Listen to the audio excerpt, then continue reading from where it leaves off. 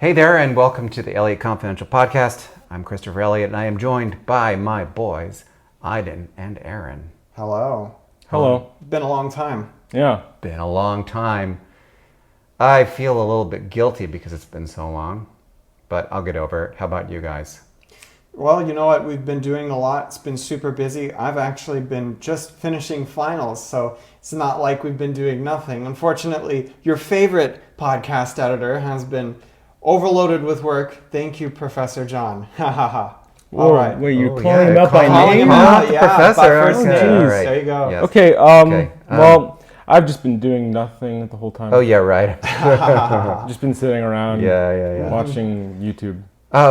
Where are we, guys? We're in Germany. We're in Germany, right? Yeah. A little village called Lenzen, which is Lenzen, yeah. former DDR. Yeah, former East Germany. Yep. We can show a map here. As you We're can right see, in we're between Hamburg and Berlin. Right. Yeah, and we're just along the border between East and West Germany. So The Elbe. these guys got Elbe. the short end of the stick. Yeah, this area here was famous because of its crossings. And yesterday we went out with a guide who showed us some of and we'll get to that in a minute. We'll show you the towers, the old guard towers. But he said that in November, that was like when they did all of their escape attempts. They tried to swim across the Elbe. Crazy stuff. Anyway, but we should kind of go back in time a little bit because it's been a couple of weeks and we've been to several countries. Actually, we've been to several continents. We've been to Japan, specifically Okinawa. We've been to Korea and then now Germany. So we've really gotten around. Before we do that, though, our question of the week. And Aren, you're the one who came up with the question of the week, so I'm going to let you take it away. Well, the question of the week for this week is, have you ever traveled to do something that you thought you would like but ended up hating? Let us know what you thought you would like, traveled to do, and ended up hating. Could be something like, I don't know, skydiving, or it could be any number of activities. Outdoor activities that were Indoor activities. Yeah. too strenuous to be enjoyable. Iden, the G-rated version. What is your story of something that you didn't like? G-rated. There's a couple, and we have it on a banned list. So whenever we go to a location, we can't do it. Usually. It's Usually. true. We do have a banned list. Sometimes we still have to do it. Things that we will not do. And we're not happy when we have to do it. Yeah. Well, maybe One of them is kayaking. Yeah, okay. We hate kayaking. You know, it sounded fun when we first did it. Yeah. Oh, you get to go around this fun river. It's going to be so awesome. Yeah. And then you get there, and by the end of it, your arms are noodles, and you have 7 bug bites on your arms. I mean, this might be some spoilers here, but I got some on my arm because we just went kayaking. Yeah. And we realized why we hate it. Well, it's also the rain because it starts to rain and then you get all wet. And but the bugs bugs and the upper arm exercises. Look, if I'm a gym bro, maybe I'd like it, but I'm not a gym bro. There's another one though, Aren. Yeah. Horseback riding. Horseback riding. I don't do horseback riding. I've had too many crazy horseback guides and bad horses, where the horses either try to throw me or I couldn't control them, and I'm just not a horse person. So no horses for me. Thank you. And when I was younger, I kept slowing down the horses so that way I could make them gallop really fast. And like 3 separate horse riding instructors noticed me doing that and got really mad at me. And I probably shouldn't have done it, but I don't care. It was the only thing fun about it. And flip you guys, I hate you. Whatever. Horses are actually best served as a sausage, I think. Ooh. Okinawa. I'm going to let Aren. Actually, no. No, I'm going to let Iden. I'm going to let Iden take You this. want me to away. keep talking? No, This because never happens. You wanted to go to Okinawa really badly, and Yes. Here we have a photo. I just wanted to show this picture of how beautiful the water is. It's all this turquoise, and this is guy fishing that I just caught this. It's the same picture. color as my shirt. It's really, really gorgeous. So why did you want to go to Okinawa? What's there? And then also tell us who should go to Okinawa, who would enjoy it. So That's a lot of questions. You sure ask a lot of questions. I know. Okay. Well, I wanted to go to Okinawa because I wanted to have a little bit more time in Japan before we go to Europe. Yeah. Because we're not going to be back there for quite a while. Unless our plans change. I don't know. Which they could. And yeah, they may. We may be back there sooner than we think. But Japan is one of our favorite destinations. I feel like I speak for all of us when we say Japan is a very consistently great country to visit no matter what the location you go to. Let's talk about some of the things that we did. Here's a photo of one of the hotels we stayed at. This is the Hoshino in Okinawa. This place is a utopia. It's look beautiful. at that. Look at the garden right there. Yeah, I know. The gardens are really beautiful. This is a relatively new hotel. Yeah. What did you think of that? Oh, you ever watch? I don't know if any of the viewers have watched the Brazilian show 3%. Yeah, where everything is utopian and perfect. Yeah, when they pass the test and they go to the utopia. Yeah. The other side. That's what it looks like here. It looks like a pure utopia. And we said dystopia when we were there, but really we meant utopia. You meant utopia, right? Yeah. Aren, here's a photo of you enjoying some of the Okinawan food. They are known as one of the blue zones, if you believe in that kind of thing, where people live longer, and they have special blue zone menu items. And so here you are eating this Okinawan, these delicacies. These are actually, we're very lucky to have this experience. This is another aspect of the unique Okinawan culture. So we were talking about like the far and the past, right? Talking about present, a lot of Okinawan culture is also influenced by the U.S. military base, especially where we were. We were in the American Village, which is right next to the military base, Chatan, and we would get woken up routinely by the large aircrafts coming in and out of the air base. We have a picture here of one of the military jets. And you might think, something you ate on the last day? What are you eating? Planes or something? No, Mexican food. They had great Mexican food. Oh, yes. Yeah, we have a nice picture of you enjoying the burrito. Yes. That was some of the best, I think that was the best burrito that I've had in a long, long time. Yes, it was a California-style burrito with French fries in it. It's even better than a lot of the California burritos that I had in California, because a lot of Mexican places do not know how to cook potatoes. Yeah. They're crunchy in the wrong way. And so when we came over to this place, they were beautiful. They were crispy. It was very well salted, and the flavors were amazing. And we tried the place the second to last day we were there, and we went there also the last day we were there because it was so good. 2 or 3 times. Yeah. Before we leave Okinawa, I wanted to show this picture of, Aren and I took a walk every day along the seawall that took us over to a little bit of a shopping center, and the solar radiation was so intense. Aren looks like he's robbing a bank here in this picture. He's got his shiesty on. But it was very, very hot. We got there when rainy season was just ending, so it was starting to get very hot, and humid. Yeah. But the thing is that Okinawa is not like the rest of Japan. It is basically a tropical island.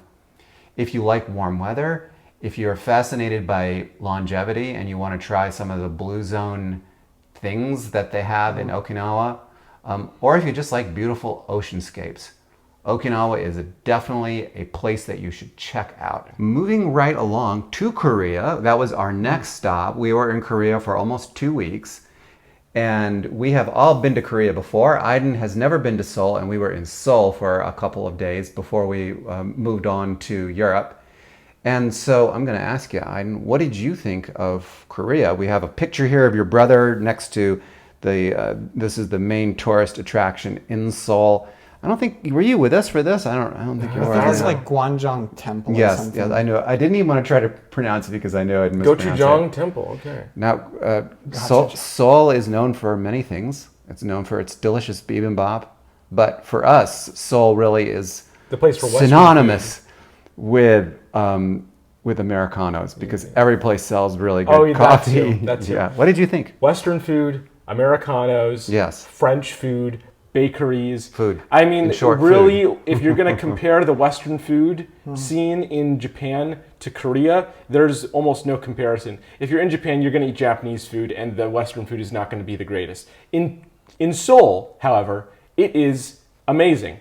Here's a picture of, people love posing in front of that temple, so everyone got dressed up. This is a really cool thing that people would do in South Korea, is they would go get dressed up and then pose with these guards here at the like sentries at the temple. This is a really cool thing. So everything is highly automated in South Korea.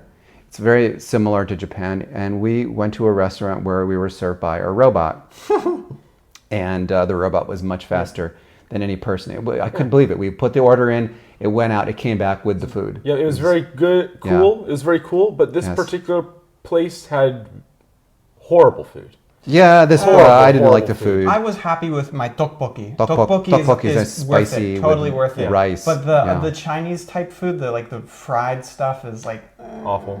Yeah, but there was a lot of other great food in Seoul. To be fair, we had some of the best food in Seoul. We found a really good bakery there too.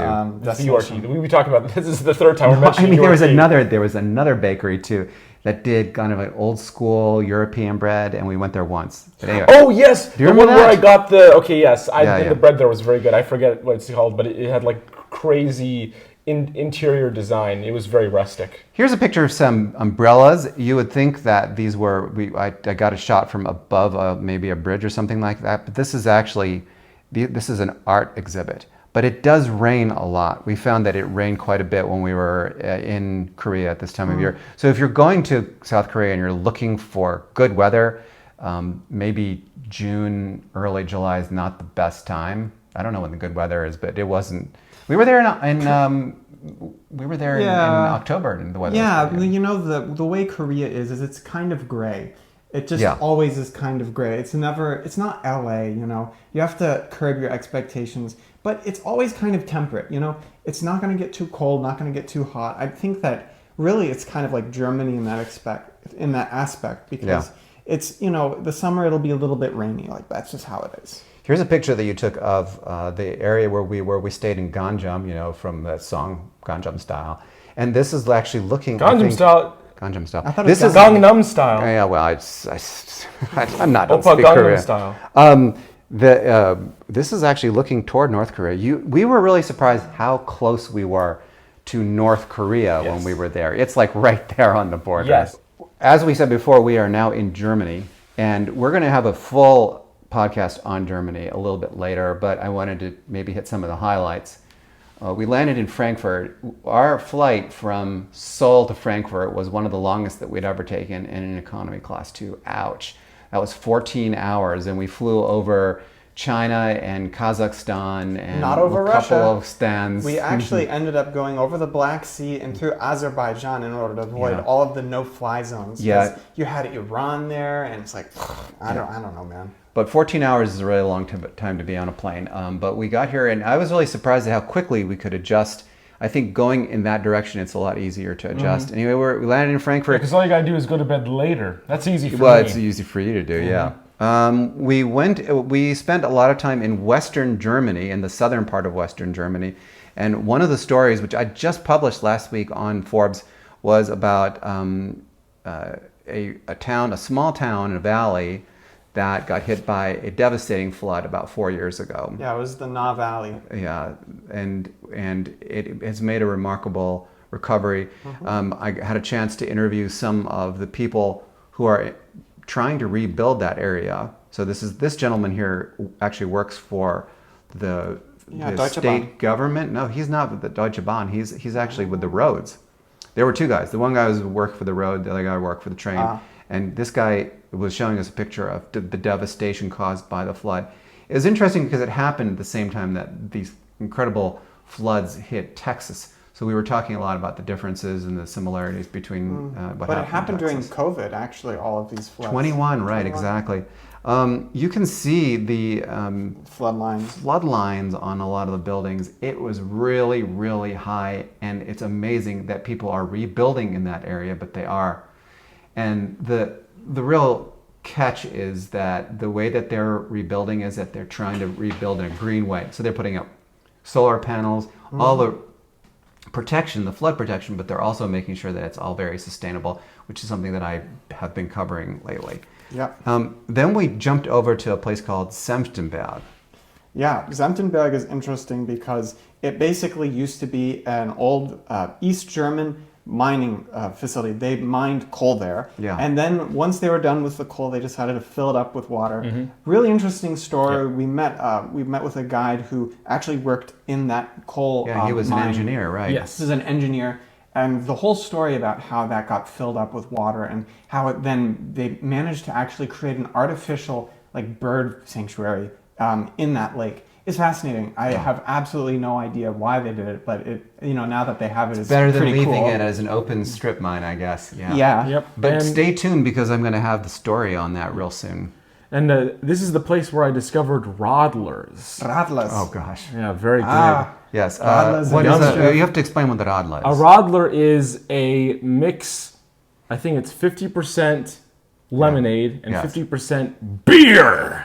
Yes. Beer. Well, and you are old enough now to drink Yes. beer, so you 1 million Radlers, please. Enjoying your radlers. 500 cigarettes. Yes. Anyway, 1 million more Radlers, please. And also, we saw these like power plants in the distance, and I asked about the Atomkraftwerk. Yeah, they don't don't like And that. they don't do like not nuclear like energy. Atomkraftwerk. Atomkraftwerk is a nuclear power plant. AKW. And I remember asking him, well, do you guys have Atomkraftwerk? Do you want to have nuclear power plants? And he was like, Deutschland will nicht. Yes, Which he, means he did like. German Yeah. will never. It's interesting that the interviews were taking place like in half in English and half in Yeah. German. You should tell them how we Yeah. got this shot because we got Yeah. They built this tower here next to the lake, and it's actually a work of art. Yeah, It's so called we- the Rusty Nail. We walked This is a up it. picture of it right here. Yeah. So we walked up that. We got to the top. It's all one piece of welded metal. Mm-hmm. It's kind of freaky walking up because you're like, is this thing structurally sound? It doesn't feel like it, but it is. And it has this really unique iron alloy, It's like an iron copper alloy. which allows it to have an outer layer of rust that keeps it from rusting further, which regular iron will rust through and then die. So No, it'll corrode and then fall it'll- apart. yeah. But this one is unique, so it's able to last for forever, Yes. presumably, Yeah. with that layer of rust on the outside.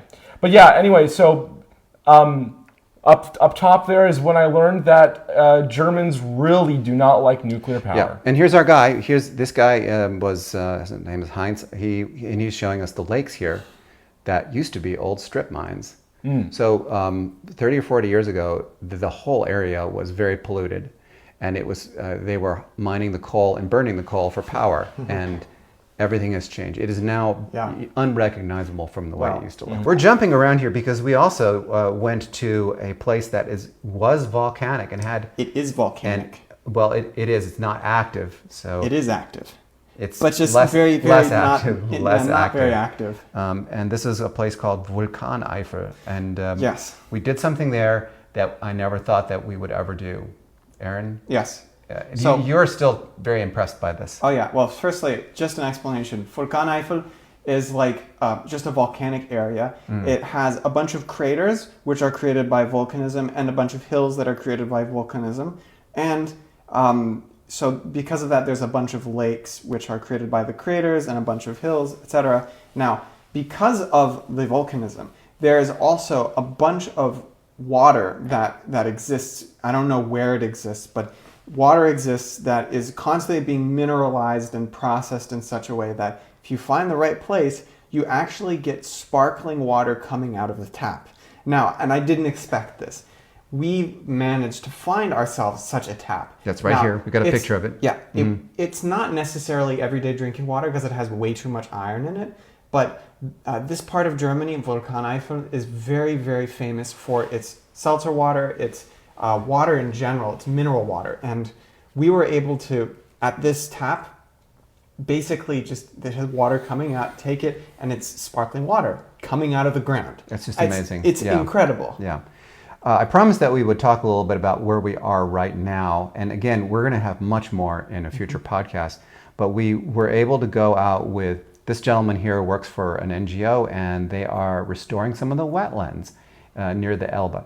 But what's real interesting about this place is, as we said earlier, it's right on what used to be the border between East and West Germany. So this is one of the still existing guard towers, and it's right along the Elbe River. And we went inside. This guy actually had a key to it, so we got a chance to go inside and look and see how it was very spare, but a really interesting thing because he was just telling us about what happened and the people who were trying to escape from East Germany and what happened after what they call Die Wende, which is the change with the reunification of the two Germanys. Just absolutely fascinating stuff. First of all, that they're trying to restore all these wetlands. They built an extra dike, and then now they're able to rechannel some of the water into an area, and they're regrowing a forest that used to exist here back in 1776, which I thought was, I've never seen anything like that before. So Germany, this is actually a really good time to be in Germany because the school holidays don't really get started until late July, early August. So you would think that this place would be really crowded during the summer, but July, it really is not that bad. We've been here and we have not experienced any crowds yet. So please don't forget our question of the week, which is... Have you ever traveled to a place to do something you thought you would love, but ended up hating it? Tell us what that thing was. I give you an example. I tried surfing back 2 years ago when we were in Bali. Yeah. I hated it. It was one of the worst experiences I've ever had. It was feeling helpless and also demoralized. And then also scuba diving, which apparently I'm so thin-skinned that anytime I go into the water, I freeze to death.